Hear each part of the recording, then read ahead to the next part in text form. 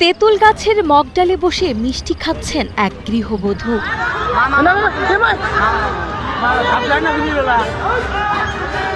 অদ্ভুত এই কাণ্ড নিয়ে এলাকায় সৃষ্টি হয়েছে ব্যাপক তোলপাড়। ঘটনাটি ঘটেছে কুড়িগ্রামের উলিপুরে।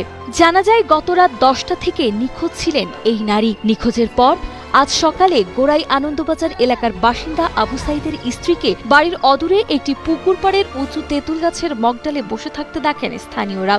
প্রত্যক্ষদর্শীরা জানান, সাত সকালে ওই নারী গাছের মগডালে বসে আপন মনে মিষ্টি খাচ্ছিলেন। এমনকি তার ছেলে উদ্ধারের জন্য গাছে ওঠার চেষ্টা করলে তিনি ওপর থেকে তাকে মিষ্টি পাঠিয়ে দেন।